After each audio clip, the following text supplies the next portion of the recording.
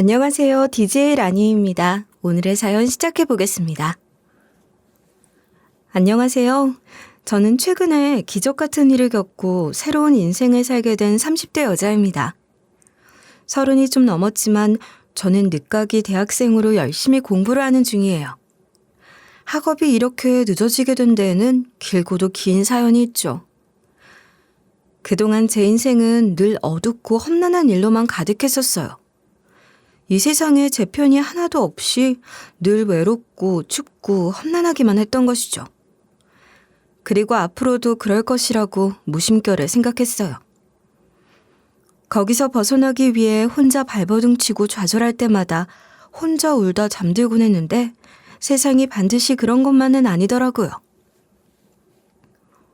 어쩌면 웬만한 드라마보다 더 드라마 같은 제 인생 이야기를 한번 들려드릴게요. 저는 고아였어요. 물론 요즘도 고아가 어딘가에 있겠지 하고 큰 관심을 받지 못하는 존재들이지만 실제로는 생각보다 저 같은 처지의 친구들이 꽤 많아요. 그중엔 부모가 멀쩡히 살아있는데도 부모님의 형편이 어려워서 자식을 보육원에 맡기는 사람들도 있었고 아니면 이런저런 가슴 아픈 사연으로 보육원에 온 친구들도 있었어요. 제가 어쩌다 보육원에서 자라게 되었는진 저도 잘 몰라요. 보육원 원장님 말로는 길에서 혼자 버려져 있는 걸 누군가가 발견해서 병원에 데리고 갔다가 경찰을 거쳐 여기로 왔다고만 하시더라고요. 발견될 때 나이는 3~4살 정도로 추정이 될 뿐 발견되었을 당시 정확한 나이도 이름도 기억을 하지 못했다더군요. 아마 큰 충격을 받은 것으로 짐작이 된다는 의사의 소견이 있었다는 경찰의 짤막한 메모만 있었을 뿐이었죠. 저는 첫 기억이 날 때부터 그냥 그 보육원에 있었어요. 아주 갓난쟁이 때부터 자라던 아이들을 빼고는 제가 가장 오래 있었던 아이였죠. 아주 어렸을 때 잔디가 깔린 큰 공원 같은 곳에서 신나게 뛰어놀던 기억 같은 것이 흐릿하게 나긴 하지만 그뿐이에요. 그게 제가 보육원에 오기 전에 마지막 기억일 뿐이죠. 그 외에 저의 어릴 적 기억의 전부는 모두 보육원에 관련된 기억일 뿐이에요. 보육원에서 단체 생활을 하며 크는 것이 쉽진 않았어요.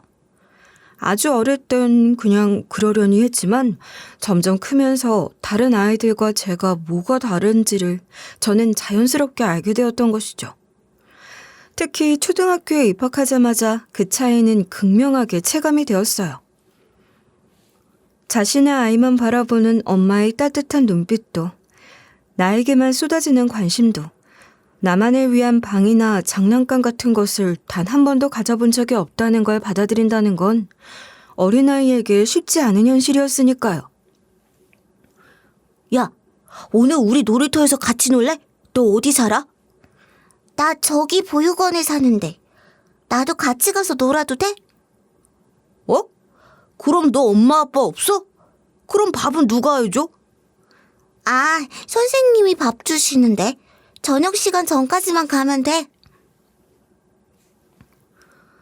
악의 없는 친구의 질문이었지만 보육원에 산다고 하면 돌아오는 반응은 거의 비슷했어요. 그리고 저는 학창시절 내내 그런 질문들을 들으며 살아야만 했죠. 저는 저만 챙겨주는 엄마도 없었고 가족끼리 떠나는 여행이 무엇인지도 모른 채 그렇게 자랐어요. 물론 저희를 돌봐주시는 선생님들 중엔 다정하고 따뜻한 분들도 많았어요. 하지만 좋은 선생님의 눈길 한번, 손길 한번 받으려면 늘 다른 아이들과 경쟁해야 했죠. 후원품 중 좋은 물건을 차지하려면 경쟁해야 하는 것도 제 성격으로는 감당하기 어려웠고요. 어딜 가나 억세고 드센 아이들은 있는 법이잖아요. 야, 너 그거 내 거랑 바꾸자. 너 이번에 새로 받은 거 맞지? 이거 나만 새 인형 없다고 선생님이 챙겨주신 거야. 저번에도 네가 먼저 가져갔잖아. 아, 뭐라는 거야. 당장 내놔. 맞고 싶어? 싫어, 이러지 마. 선생님한테 이럴 거야. 또 우냐? 아, 이거 맨날 울어. 선생님들 지금 여기 없거든? 진짜 맞을래? 심각한 건 아니지만 강하고 대장 노릇을 하는 친구들에게 점점 밀리면서 저는 점점 위축되고 소심한 성격이 되었어요. 하지만 그 모든 어려움 중 가장 힘들었던 건 외로움이었어요. 제 속을 털어놓고 의지할 사람이 없었거든요. 물론 중간중간 친해지고 의지할 친구가 생기기도 했지만 오래가진 않았어요. 친구들 중엔 같이 생활하던 도중에 부모님이 형편이 나아져서 다시 집으로 데려가는 경우도 있었고, 또 아주 가끔이긴 하지만 입양이 돼서 새로운 가정으로 찾아가는 친구들도 있었거든요. 하지만 저에게 그런 행운은 일어나지 않았어요. 소심하고 얌전한 성격에 말수도 없고 숫기도 없어서 사람들 눈에 별로 띄는 편이 아니었거든요. 거기에 선생님들도 그랬어요. 일을 하시다가 그만두시는 분들도 있고 다른 곳으로 옮겨가시는 분들도 있으셔서 제가 어릴 때부터 늘 제 곁을 지켜준다고 느낄 만한 어른이 없었으니까요. 학창시절도 마찬가지였어요. 저는 친구들 사이에서도 선생님에게도 존재감이 없는 아이였어요. 늘 말없이 교실 한 자리를 차지하고 있다가 조용히 보육원으로 돌아와 공부를 하기도 하고 동생들을 돌보기도 하면서 그렇게 자랐어요. 중학교를 졸업하고 고등학교를 진학할 무렵 저는 인문계 고등학교가 아니라 산업체 고등학교를 선택해 진학을 하기로 했어요. 보육원 선생님들은 저의 선택을 걱정하시는 분들도 있었어요. 너 성적도 나쁘지 않잖아. 성격도 차분하고 책 보고 공부하는 것도 좋아하면서 왜 그래? 대학 등록금 때문에 그래? 그것도 그렇고요. 아무래도 혼자 나가서 대학 생활하기엔 힘들 것 같아서요. 보육원 나가면 정착지원금 나오잖아. 그걸로 등록금 좀 내고 기숙사 들어가면 될 거야. 정 힘들면 선생님이 도와줄게. 선생님도 월급 뻔한데 무슨 말씀이세요? 정착지원금 해봐야 얼마 되지도 않고 그 돈으로 등록금 내면 학교 생활 내내 아르바이트 해야 하고 너무 까마득해요. 그냥 빨리 취직해서 돈 모으려고요. 고작 16살짜리가 벌써 생활비 걱정을 하고 그러니 선생님 가슴 아프게. 선생님이 안타까워하셨지만 전 제가 할 수 있는 가장 최선의 선택을 한 것이라고 믿었어요. 물론 저 역시 대학이라는 곳도 가보고 싶고 하고 싶은 공부도 하고 싶은 욕심이 왜 없었겠어요. 하지만 현실의 벽이 너무나 높다는 것을 저는 잘 알고 있었어요. 지원금이며 뭐며 그런 돈으로 대학 등록금은 어찌어찌 해결이 된다 하더라도 먹고 사는 문제며 책값이며 교통비며 거기에 아무리 대학 기숙사라 하더라도 매 학기 내야 하는 돈도 만만치가 않았어요. 거기에 보육원을 먼저 나가 대학에 갔던 언니 오빠들의 삶이 쉽지 않은 것을 저는 똑똑히 보았고요. 그래도 저는 계획을 세웠어요. 산업체 고등학교를 나와 빨리 직장 생활을 시작하고 돈을 모아 언젠간 꼭 대학을 제 힘으로 가보겠다고요. 언제가 될지 모르지만 반드시 이루고 말겠다고 말이죠. 그렇게 저는 산업체 고등학교에 진학을 했어요. 거기서 저는 3년 내내 장학금을 받아가며 학교를 다녔고 고등학교 3학년 2학기가 되자마자 졸업도 되기 전에 큰 대기업의 고객 서비스 콜센터 직원으로 입사를 할 수 있게 되었어요. 학교에 추천이 있어서 가능했죠. 그때 제 나이가 고작 18살이었어요. 그해 가을과 겨울은 너무나도 혹독했던 기억이 나네요. 아직 어른도 되지 못했던 저는 종일 전화 한 대가 놓인 작은 책상에 앉아 목이 쉬도록 전화를 걸고 전화를 받았어요. 그중엔 차마 입에 옮길 수도 없는 욕을 퍼붓는 사람들도 있었죠. 야, 이 미친년아! 내가 몇 번을 말해! 당장 환불해달라고! 고객님, 이건 사용을 하신 물건으로 확인이 되셨어요. 그래서... 닥쳐! 당장 환불하라고! 너 이름이 뭐야? 내가 당장 가서 가만 안 둔다? 이 나쁜 년아! 고객님, 기분이 많이 상하신 것 같은데 흥분을 좀 가라앉히시고. 너 지금 나 가르치냐? 가르쳐? 진짜 너 혼 좀 나야겠다. 너 거기 어디야? 어디냐고! 처음엔 가슴이 벌렁거리고 전화벨 소리를 들을 때마다 손이 벌벌 떨리기까지도 했어요. 진짜로 여기까지 찾아와 난리를 치거나 해코지라면 어떻게 하나 무서워서 퇴근할 때 벌벌 떨기도 하고 혼자 화장실에 가서 엉엉 운 적도 많았고요. 하지만 저는 이를 악물고 버텼어요. 고등학교를 졸업하면 보육원을 나가야만 했거든요. 그리고 제 손에 쥐어지는 자립지원금은 단 돈 몇백이 전부예요.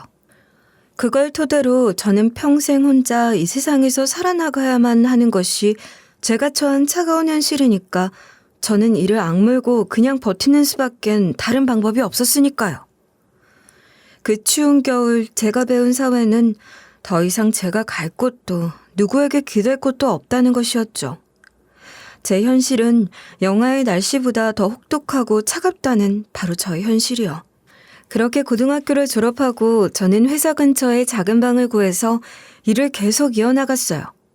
열심히 일만 하고 악착같이 돈을 모았고요. 그렇게 3년 그리고 4년을 버텼더니 경력이 쌓이더군요. 이제는 그 어떤 고함을 지르는 고객이나 욕설을 퍼붓는 고객을 만나도 흔들리지 않을 정도로 정신력도 강해졌고요.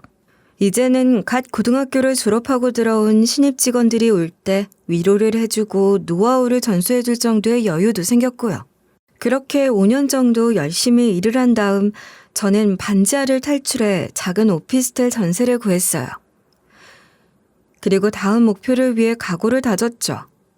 바로 대학 진학이었어요. 저는 회사를 다니면서 제 힘으로 돈을 모아 제 힘으로 당당하게 대학을 가야겠다는 모습을 꼭 이루어내겠다는 목표를 본격적으로 이루기 위한 노력을 하기로 했죠. 팀장으로 승진을 하고 난 뒤부터 저는 수능 공부를 시작했어요. 오랜만에 공부를 시작했더니 정말 쉽지가 않더군요. 게다가 저는 산업체 고등학교를 나왔잖아요. 중학교 이후의 교육과정은 거의 백지나 마찬가지인 데다가 학교를 졸업한 지가 거의 5년이 되었으니 초등학교 이후부터 다시 시작해야만 했죠. 아침 일찍 출근을 했다가 하루 종일 목이 쉬도록 일을 하고 집으로 돌아와서 밤에 공부를 하는 생활은 생각보다 쉽지 않았어요. 거기에 제가 따로 학원을 다닐 경제적 여유도 시간적 여유도 없잖아요. 혼자 인터넷 무료 강의를 찾아가며 독학을 하다 보니 이게 정말 가능 강의는 하는 걸까 하는 생각마저 들 정도로 절망적인 순간들도 수두룩했죠. 그렇게 공부를 하다 보니 첫 해 수능 점수는 정말 보고도 믿을 수 없을 정도로 형편없었어요. 하지만 제가 가장 잘하는 건 이를 악물고 버티고 또 버티고 넘어져도 일어나서 다시 노력하고 또 노력하는 거잖아요. 이번에도 마찬가지예요. 저는 이해가 안 되면 될 때까지, 모르는 문제가 나오면 이해가 될 때까지 공부하고 또 공부했어요. 지독하게도 오래 걸리더군요. 무려 5년이 더 걸렸으니까요. 하지만 역시 노력은 사람을 배반하지 않았어요. 5년 동안 공부를 하고 난 그해 수능에서 저는 드디어 만족할 만한 성적을 얻었던 것이죠. 그리고 제가 목표로 하던 대학에 원서를 넣어 드디어 그렇게나 꿈에도 그리던 합격증을 손에 넣었어요. 저는 그 합격증을 받고 혼자 펑펑 울었어요. 사람이 너무 행복하면 눈물이 난다는 걸 저는 그날 알았어요. 대학에 가면, 대학생이 되면 앞으로 제 인생은 달라질 것이었으니까요. 그날 저는 앞으로 닥쳐올 운명도 모른 채 희망에 가득 차 있었어요. 하지만 그해 연말, 새로운 부서장이 저희 부서로 취임하면서 회사 분위기가 확 달라졌어요.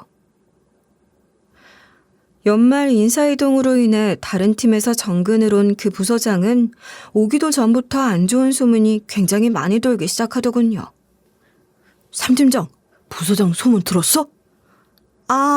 뭐 굉장히 엄격하다면서요? 인정사정 없다고 하던데요? 인정사정 정도가 아니라 피도 눈물도 없대. 그 전에 있던 부서에서 사람들이 단체로 퇴사하고 고소하고 난리도 아니었다던데? 고소요? 직장 상사를 고소한 거예요? 대체 무슨 일이래요?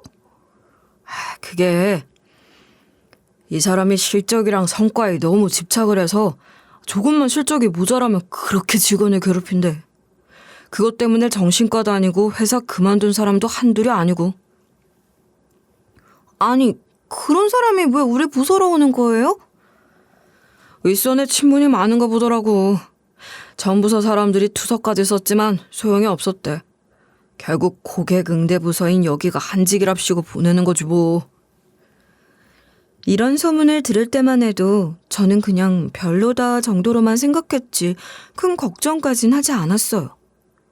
당시 저는 회사에서 근속 10년에 가까운 배탈행 팀장이었고 솔직히 막말과 욕이라면 그동안 블랙리스트 고객을 대하면서 이골이 났다고 생각했거든요. 하지만 부임한 새 부서장은 차원이 다르더군요. 새로 부임한 날 그는 아침부터 팀장들을 전부 회의실로 호출했어요. 저희가 회의실로가 의자에 앉으려 하자 종이뭉치가 날아들더군요. 뭘 잘했다고 의장에 앉으려고 들어? 전부 일어나! 벽에 가서 서! 네? 귓구멍 막혔냐? 벽에 가서 서라고! 이 쓸모없는 새끼들아! 부서장은 우리를 전부 일렬로 벽에 세워놓고는 쌍욕을 섞어가며 호통을 치고 실적표를 집어던지고 난리를 쳐댔어요. 산전수전 다 겪었다 생각한 저조차도 충격을 받을 정도로 그 인간의 막말은 상상을 초월했거든요.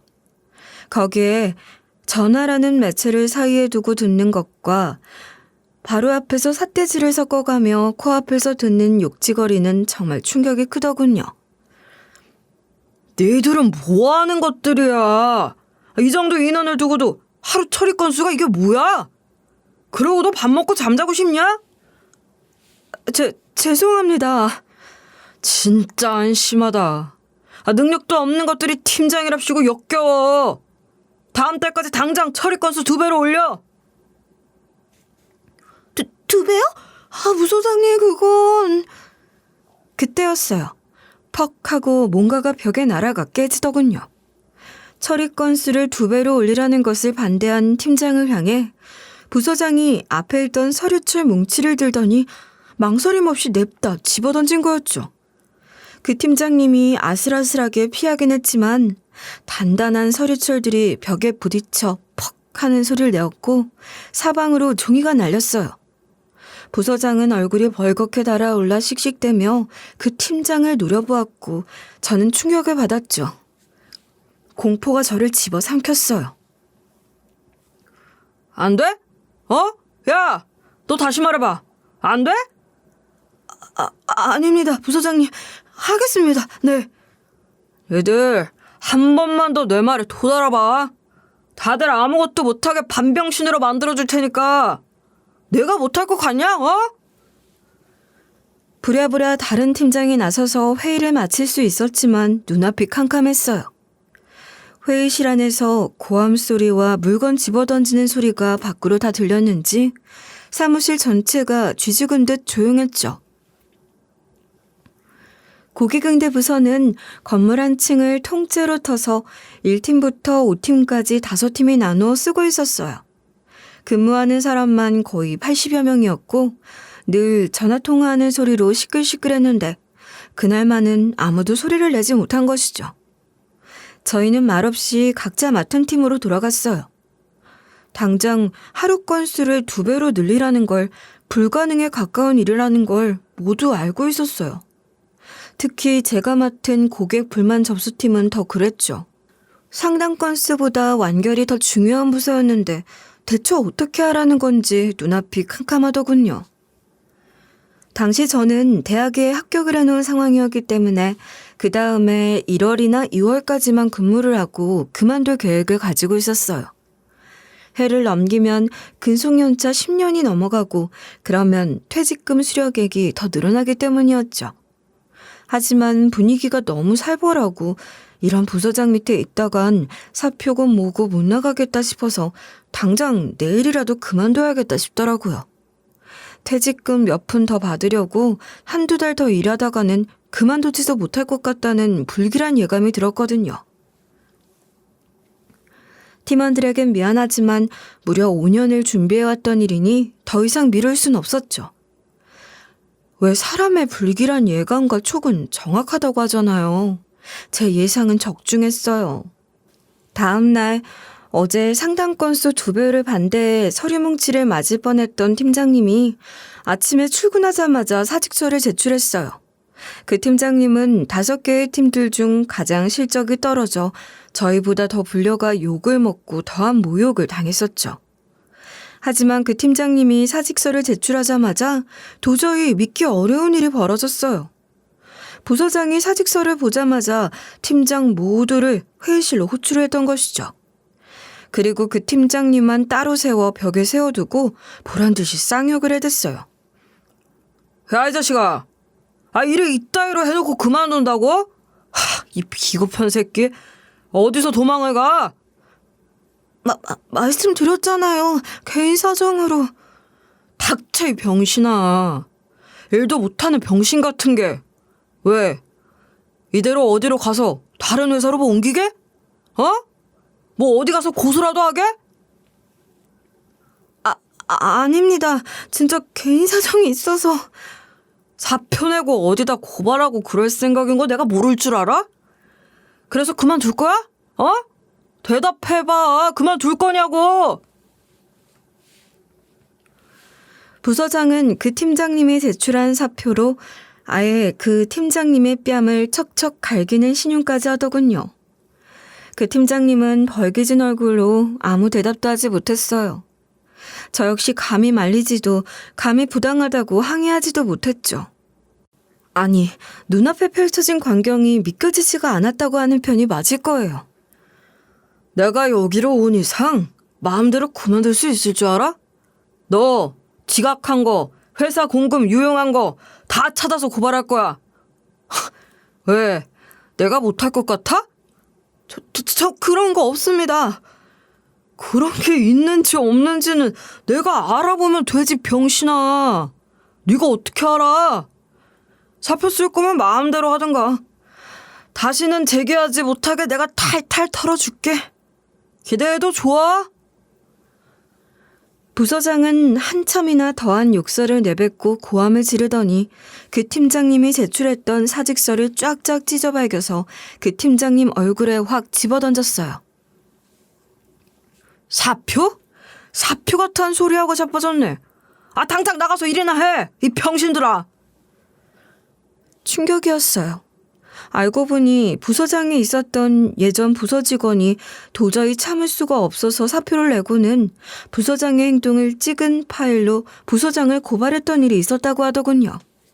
그리고 그 동영상과 음성을 노동부에 신고하고 언론에도 제보를 했다고요.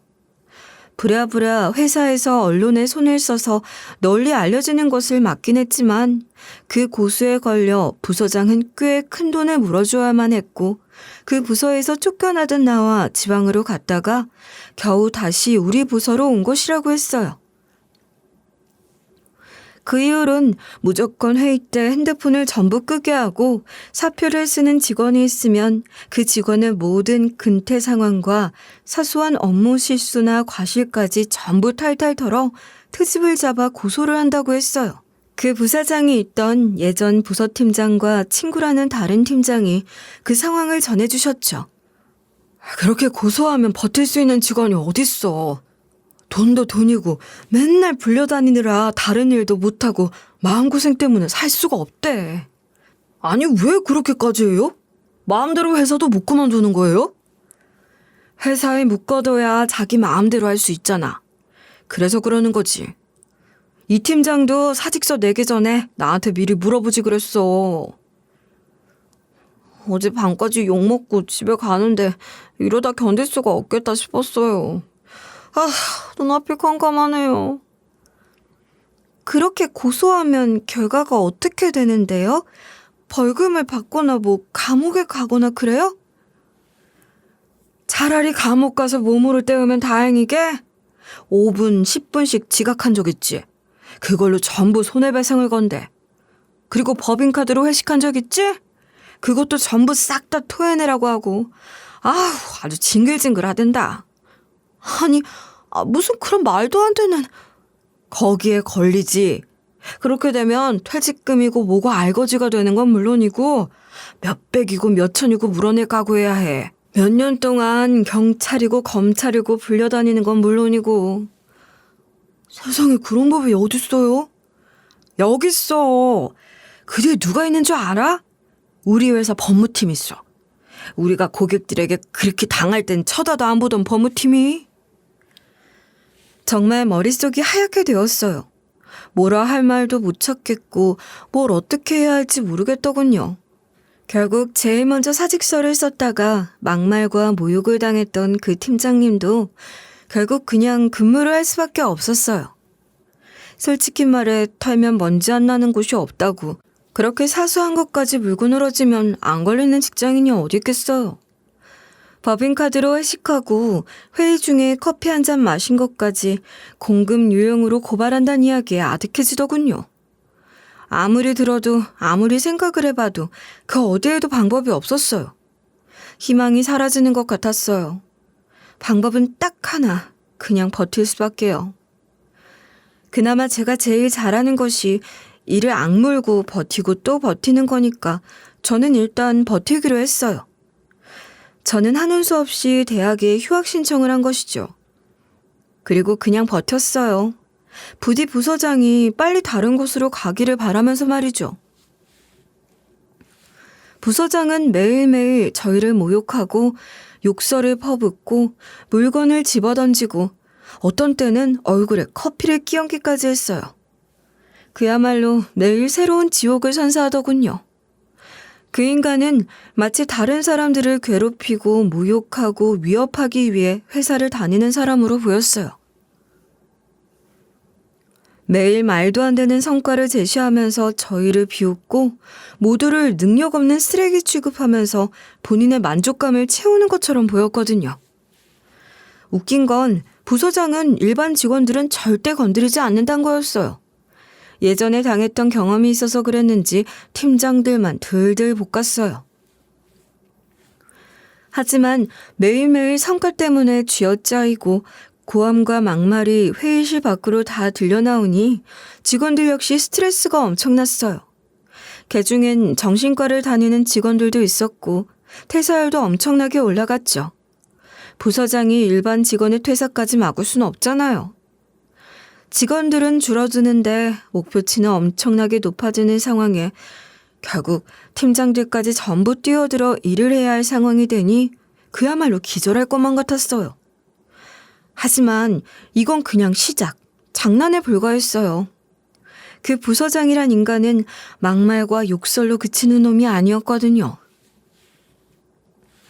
처음 시작은 성과 목표 2배를 달성하지 못했다고 직원을 전부 퇴근시킨 뒤 팀장들을 나무라 한 거였어요. 저희를 회의실 벽에 일렬로 세워두고 뺨을 때린 거였죠.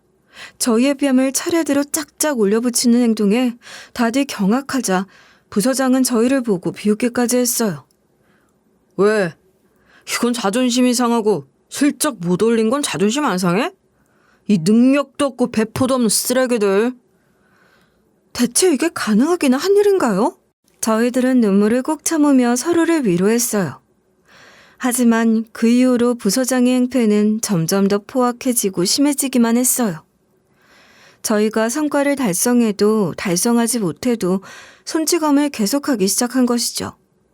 그야말로 저희를 괴롭히고 폭행하기 위해 일을 하는 사이코와도 같았어요. 하지만 도저히 빠져나갈 방법이 없을 것 같은 이런 상황에 새로운 변수가 생겼어요. 그날도 역시 저희는 출근을 하자마자 아침부터 회의실로 불려가 온갖 막말을 듣고 있었어요. 머리 위로는 서류철과 종이 뭉치들이 마구 날아다녔죠. 그 인간의 모욕과 막말은 아무리 들어도 익숙해지지가 않더군요. 제발 그만 좀 했으면 좋겠다고 간절하게 빌던 바로 그때였죠. 아무짝에도 쓸모없는 병신들아. 알아먹겠냐고. 아이, 제길. 진짜 더러워서 못해 먹겠네. 야, 이 자식아 닥쳐! 뭐라고? 귓구멍이 막혔냐, 이 사이코패스 새끼야? 너 같으면 그딴 말도 안 되는 성과에 반이라도 할 수 있겠냐? 이 병신 같은 놈아. 야, 너 지금 뭐라고 했어? 병신 사이코패스라고 했다.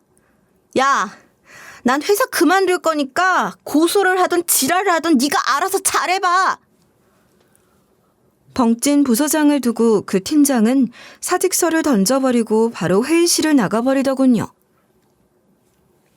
와, 진짜 멋있기도 하고 부러웠어요.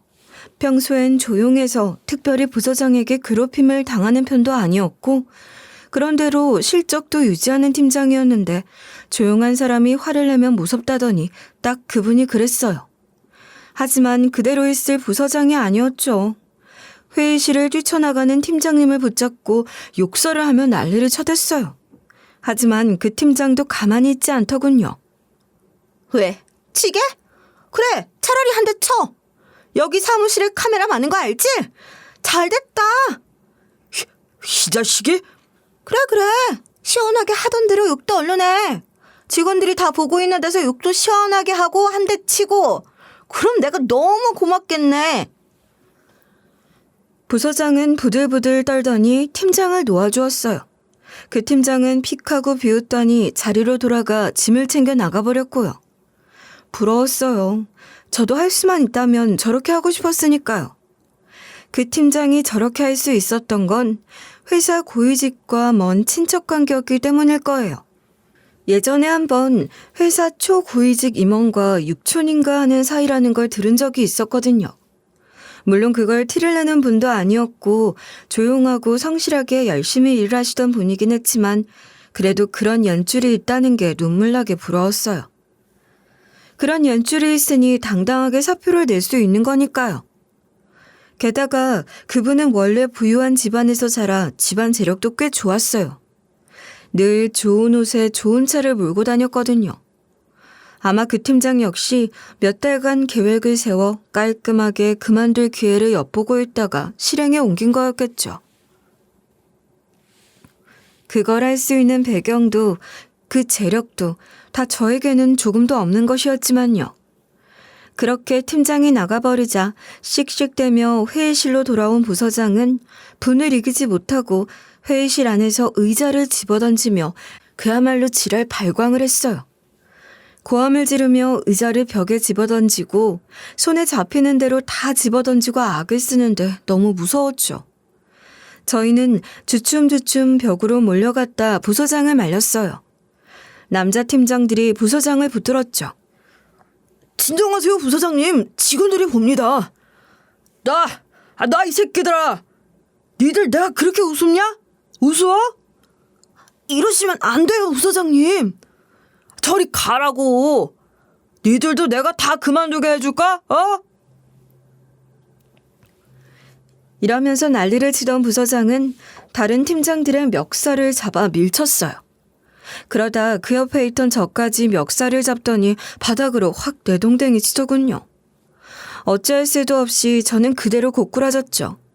하지만 바닥으로 넘어지면서 운 나쁘게 회의실 탁자 모서리에 가슴을 쿵 하고 심하게 부딪히고 떨어지고 말았어요. 제가 가슴팍을 부여잡고 바닥을 뒹굴자 놀란 팀장들이 저를 다가와 부축했어요. 너무 아파 저도 모르게 눈물이 줄줄 흐르더라고요. 신음소리가 절로 날 정도였고요. 하지만 부서장 그 인간은 정말 악마였어요. 제가 너무 아파서 바닥에서 끙끙대고 있는 걸 물끄러미 보더니 짜증난다는 듯 이랬거든요. 아, 진짜. 저건 왜 저기 있어가지고 성가시게. 야, 아프냐? 부서장님, 3팀장 병원 가야 할 것 같아요. 119를 불러야. 닥쳐. 무슨 저런 걸로 119야. 왜? 내가 때렸다고 광고하려고? 아니, 그게 아니라 가슴을 부딪힌 것 같아서. 일도 못하는 년이 더럽게 성가시게 하네. 야, 일어나. 쇼하지 말고. 저는 겨우 부축을 받아가며 자리에서 일어났어요. 부서장은 피식하며 그러더라고요. 앞에서 엄살 떨지 말고 병원이나 가봐. 그리고 너 오늘 내 눈앞에 띄지 마. 다른 놈들은 빨리 가서 일해. 저는 겨우 주변의 부축을 받아 근처 대형 병원 응급실로 갔어요. 다행스러운 건 시간이 지날수록 통증이 조금 가라앉고 숨쉬기도 조금씩 편해진다는 거였죠. 퍼렇게 멍이 든 상처를 보더니 응급실 의사는 지금 흉부내과 진찰 시간이니 가서 외래 진료를 받는 게 좋겠다며 저를 진료실로 올려보냈어요. 병원은 깨끗하고 규모가 상당히 큰 곳이더군요. 3층이라는 진료실로 찾아 올라가 정확히 어디로 가야 할지 몰라 두리번거리다 저는 복도 중앙 데스크에 있는 간호사 선생님들을 발견했어요. 그런데 이상했어요.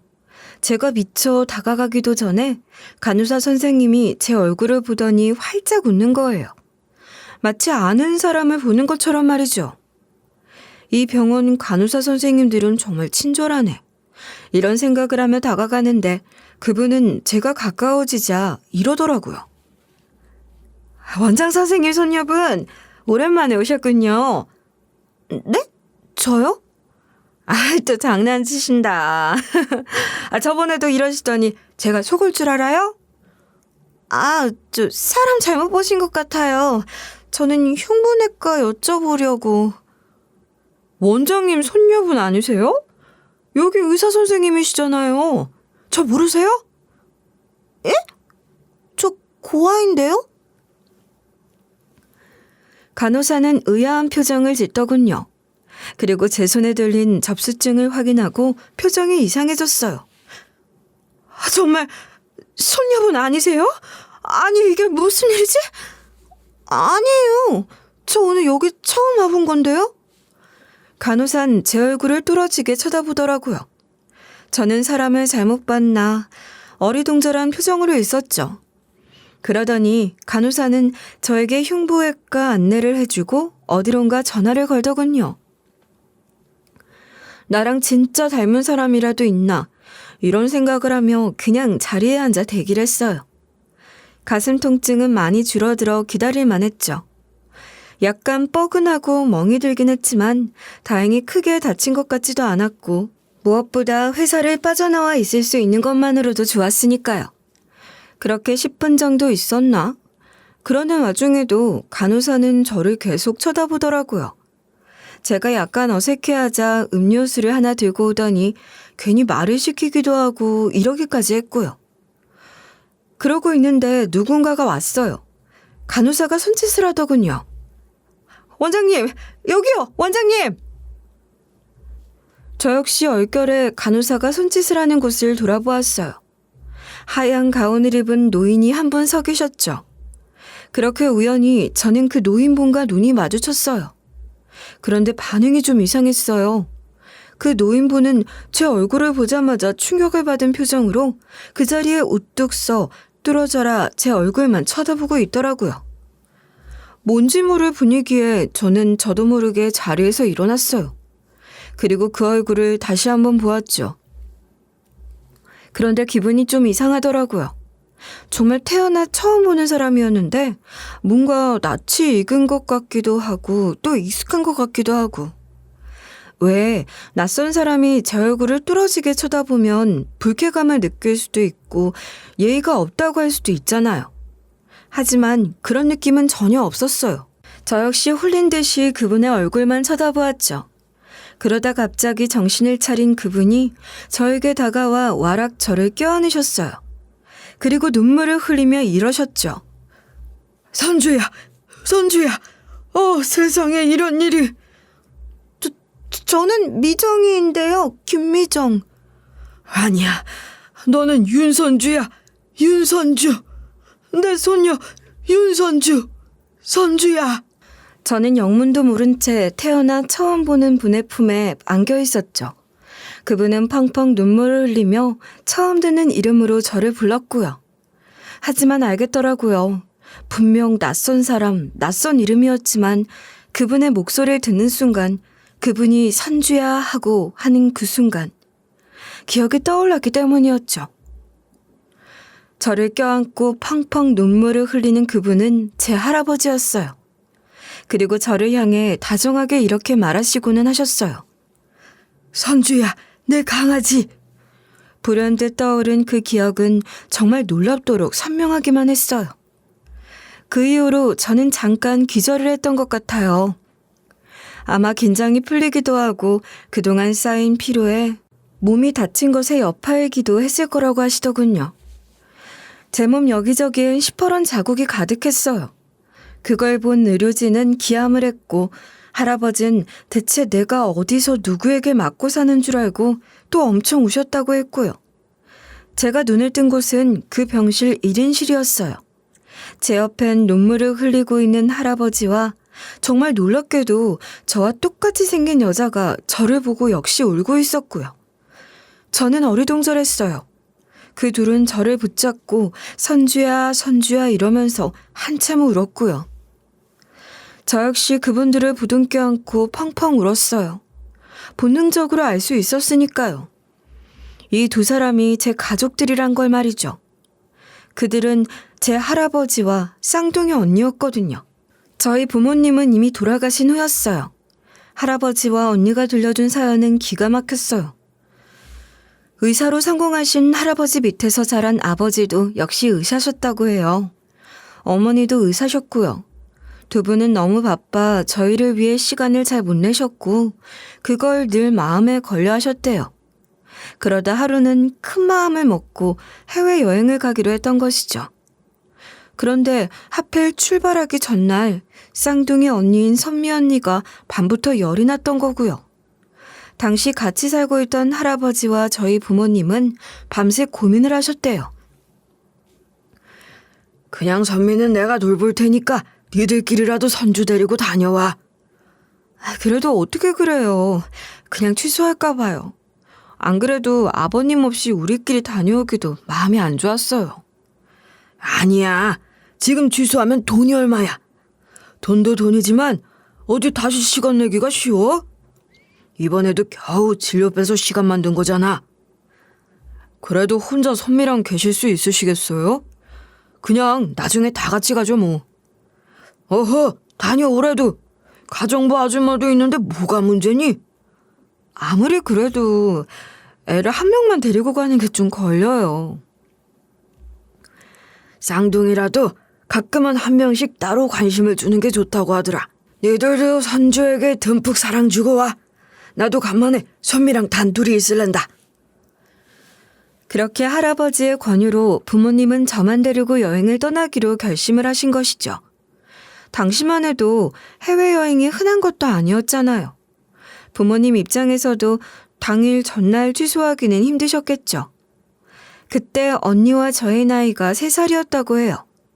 할아버지가 본 마지막 저의 모습은 엄마 품에 안겨 활짝 웃으며 빠이빠이 손을 흔들었던 것이었고요. 하지만 얼마 지나지 않아 할아버진 상상하지도 못할 불행을 알리는 전화를 받으신 것이죠. 공항으로 가는 도로에서 화물차가 뒤집어지면서 연쇄 추돌 사고가 난 거였어요. 수십 대의 차가 뒤엉키고 어떤 곳에선 차에 불까지 나면서 그야말로 도로는 아수라장이 되었다고 해요. 사상자가 너무 많아서 희생자의 신원을 밝히는 것도 쉽지가 않았을 정도로 말이죠.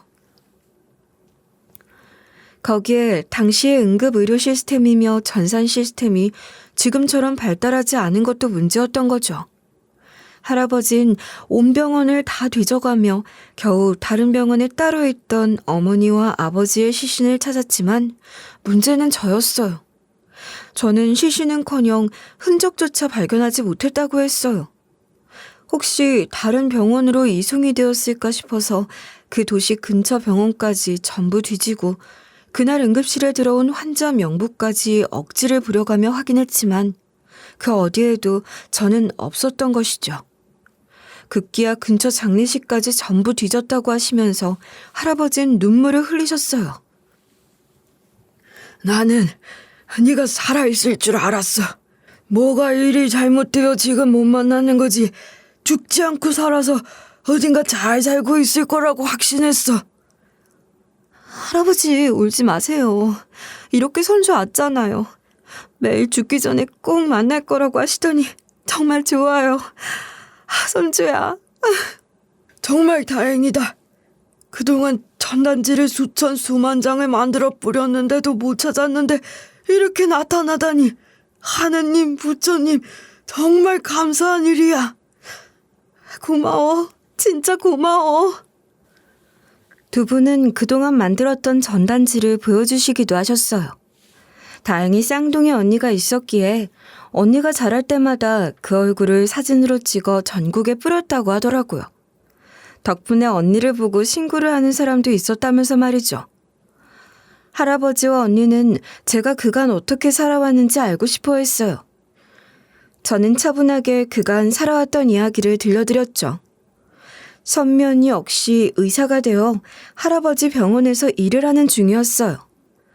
그 둘은 제 몸에 있던 흔적이며 제가 가슴을 다쳐 응급실로 왔다는 이야기에 큰 걱정을 하고 있었어요. 혹시 제가 남편에게 당하고 사는 거면 어쩌나 하고 걱정까지 했다고 털어놓았어요.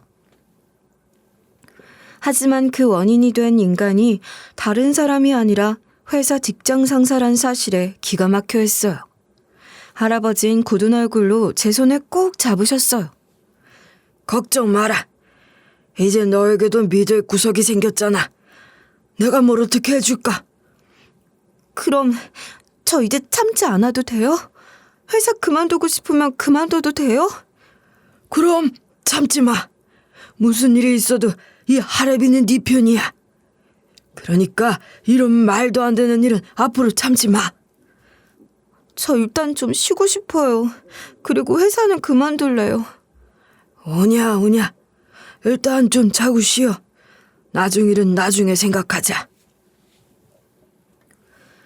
일단 할아버지와 언니는 저를 입원시키고 건강 체크를 했어요. 물론 친자 검사도 의뢰했죠. 할아버지와 언니는 확인할 필요도 없다고 했지만 제가 우겼어요. 정확하게 하고 싶었거든요.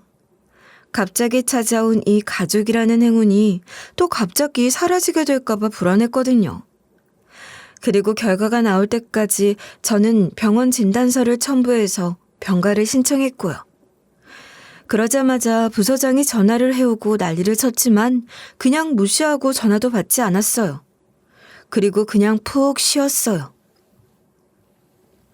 그렇게 모든 걱정을 내려놓고 쉬었더니 이상하게 마음이 편안해지더라고요.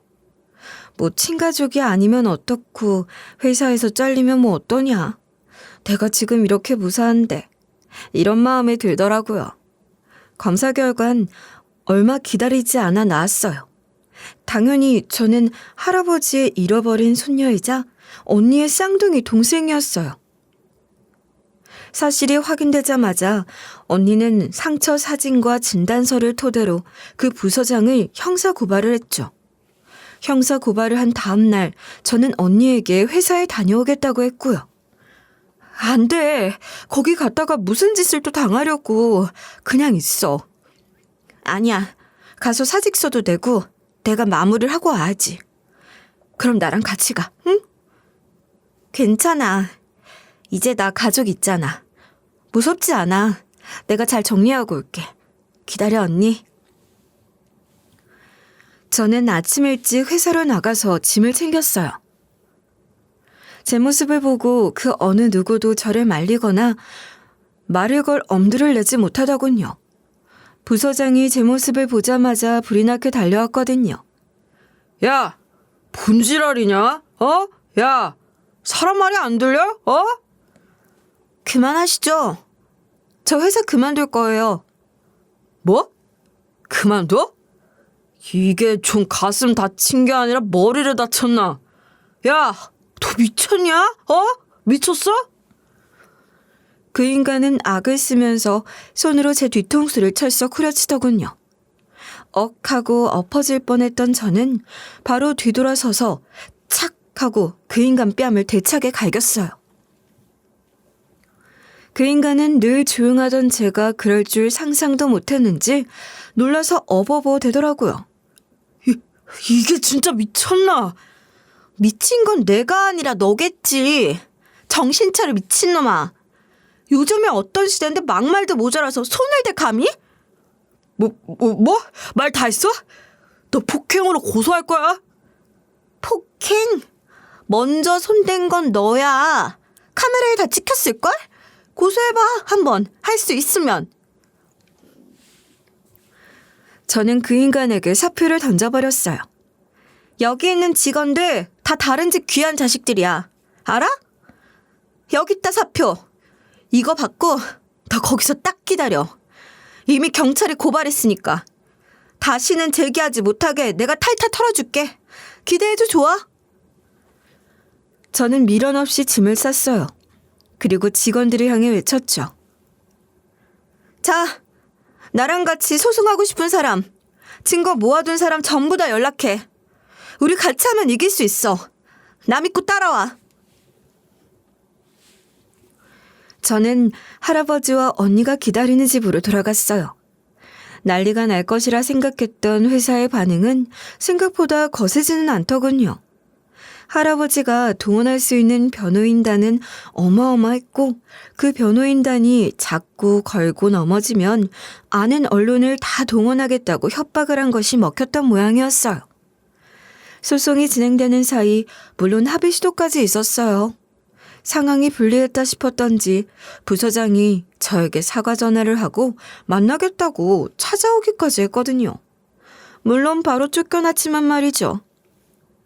할아버지와 언니가 사는 집으로 이사를 간 뒤에야 모든 기억이 선명해졌어요.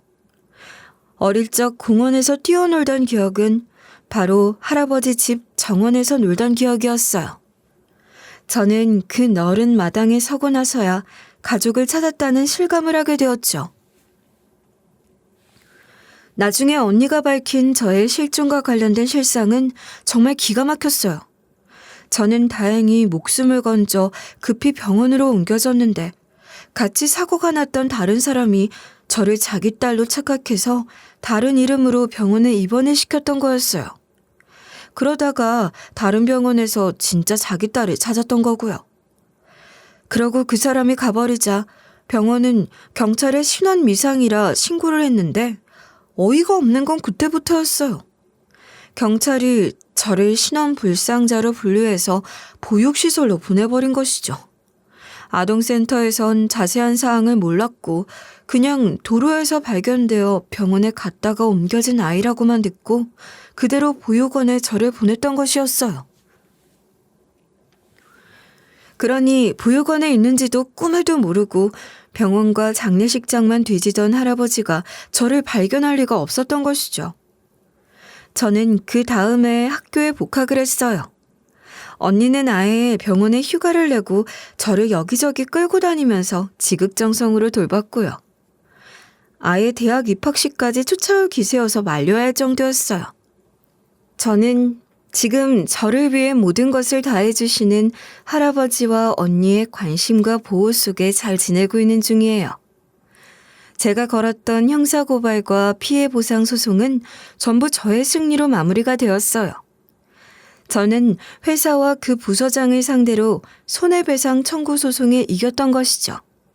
물론 이 결과는 저 혼자의 힘은 아니에요. 먼저 사표를 쓰고 나갔던 팀장님과 그간 버텼던 직원분들 덕분이었죠. 그 팀장님은 물론 직원들 역시 몰래 많은 증거와 녹취록을 야금야금 모아두었더라고요. 제가 저를 믿고 가자는 말에 많은 직원들이 자신들이 모아두었던 것을 다 보내주었고 다른 팀장들과 저는 한꺼번에 그 인간에게 소송을 걸었던 거예요. 거기엔 그 증거들이 큰 힘이 되었죠. 무엇보다 저희를 들들 볶던 그 인간이 성과를 조작해 자기 것으로 만들고 회사 공금도 본인이 유용하던 증거까지 직원들은 전부 확보해 가지고 있더라고요. 처음 소송을 준비하던 팀장님의 변호사와 제가 꾸린 변호사를 합쳤더니 도저히 상대할 수 없을 것만 같았던 회사 법무팀 정도는 충분히 대처할 수 있었고요. 회사는 물론 부서장 그 인간 역시 직원들과 저에게 큰 금액의 배상금을 지급해야만 하는 판결이 났어요. 물론 그 판결이 난 이후로도 회사 법무팀은 물러나지 않고 항소를 하겠다더라고요. 이게 꼭 회사 잘못이라고 할 수는 없잖아요. 저희는 항소할 겁니다. 이게 왜 회사 잘못이 아니에요? 이미 예전에 문제가 있던 사람을 연줄 때문에 봐주고 저희 팀으로 보낸 게 회사잖아요. 아니, 개인이 한 잘못이잖아요. 반성했다길래 그런 줄 알았지 또 그런 짓을 할 줄 회사가 어떻게 합니까? 웃기는 소리 하시네. 그래요. 항소? 하세요. 계속 하세요. 뭐라고요? 항소하신다면서요. 그래요. 일 길게 끌어서 크게 한번 만들어보죠.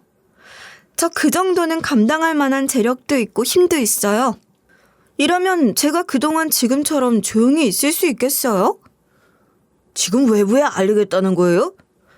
저도 인터넷 할 줄 알고 글도 잘 쓰거든요. 해볼 테면 계속 오래오래 해주세요. 차라리 그게 나을 수도 있겠네요. 이랬더니 바로 회사 반응이 달라지더군요. 저를 비롯한 모든 직원들에게 곧바로 배상금을 지급하고 승진을 시켜준 것이죠. 물론 조건은 이 일을 외부로 알리지 않는 거긴 했지만요. 저에게도 복직과 승진을 약속했지만 저는 거절했어요. 저에겐 다른 꿈이 있으니까요. 재판 선고 날 그렇게나 기세등등하고 그렇게나 악독해 보이던 부서장은 잘못했다고 용서를 빌면서 엉엉 울기까지 했어요. 그 모습이 얼마나 추하고 얼마나 초라하던지. 제가 정말 잘못했습니다. 회사에서 다 시킨 일이에요. 정말입니다. 팀장들에게 욕설을 하고 폭행을 하라고 회사에서 시켰다고요? 이게 말이 됩니까? 정말입니다. 제가 왜 죄 없는 직원들에게 그러겠어요? 제가 미친놈도 아니고, 속으론 저도 정말 괴로웠습니다. 용서해 주세요. 그러면서 진심으로 자기 죄를 반성한다고 선처를 부탁한다며 저를 비롯한 다른 직원들에게도 울면서 사정하고 편지도 보냈지만 그 말을 누가 믿겠어요. 하루는 선고를 앞두고 저희에게 다가와서 무릎까지 꿇고 가식을 떨더라고요. 이봐, 삼팀장, 내가 미안해. 다 잘못했어. 이 팀장, 사팀장, 나 좀 용서해줘. 이거 왜 이러세요? 증거도 다 있고 다음 주가 선고인데 이제 와서 왜 이래요? 부탁이야. 지금 나 이혼까지 당하고 회사에서는 배상금 판결이 나면 나에게 구상권을 청구하겠대. 이러면 나 진짜 망하는 거야. 어쩌라고요? 그동안 당신 때문에 잘 다니던 회사 관두고 망했던 사람들은? 사람이 염치가 있어야지. 솔직히 니들의 성과가 없었잖아. 그래서 내가 그런 거잖아. 삼팀장 너는 부잣집 딸이었으면서 왜 말도 안 했어? 기가 막혀. 그래서 뭐? 내가 부잣집 딸이면 안 건드리고 별 볼 일 없는 가난한 고아였으면 더 괴롭히려고 그랬어? 넌 아직도 정신을 못 차렸어. 꺼져. 그 인간의 행동은 오히려 가만히 있던 사람들까지 전부 자극하는 꼴이 되었어요. 그래서 모두들 합심해 선고 전에 그 인간에게 꼭 엄벌을 처해달라는 탄원서를 써서 판사에게 제출할 정도였죠. 그 인간은 전적이 있고 죄질이 불량해 폭행죄로 법정 구속이 되었어요. 물론 형기가 그렇게 긴 건 아니었지만 그래도 전과딱지를 붙였으니 다시는 재기하지 못하겠죠. 무엇보다 그 인간의 잘못을 공식적으로 인정받게 된 거라 저희는 모두 환호성을 지르며 기뻐했고요. 저는 지금 열심히 대학을 다니고 있는 중이에요. 물론 저보다 10살이나 어린 친구들과 같이 학교 생활을 하는 것이 어색하기도 하지만 재미있는 일도 많아요.